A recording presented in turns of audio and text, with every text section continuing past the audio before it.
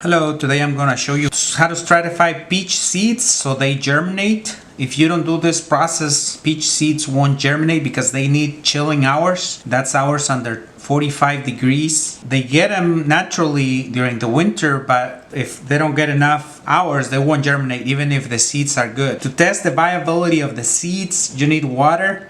Place them in a bowl and then drop the seeds. The ones that float are no good, so we know these are not gonna germinate because they're not fully mature, and those will germinate. So you soak them in water for 48 hours, and then once they're like this, you're gonna get some soil, potting soil in a bag like this, and get it wet.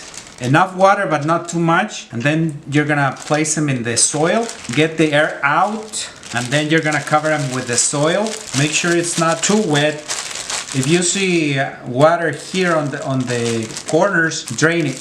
They only need to be enough moist but not too wet. And then you're gonna place it in the fridge for 3 months, and then afterwards you can plant them in a pot with potting soil and cover with an inch of soil, and then after 1 year they're gonna be this size, and then you can transplant to a bigger pot, and they start producing in 3 years, so they don't take that long, and you might get a new variety, better quality than the ones sold commercially. So if you thought that non-grafted fruit didn't produce, that's wrong, because they do produce, and sometimes you get a better quality or better variety than the commercial ones. Hope you enjoyed the video. If you liked it, subscribe to my channel, as I will be uploading a video about a secret about plants that makes them more flexible and you can do more with them. I learned it while taking horticulture classes at college, and about 80% of the people don't know that secret, and I'm gonna share it between December and January of this year, and that way you get a notification when I upload that video and other gardening tips like this. Thank you for watching.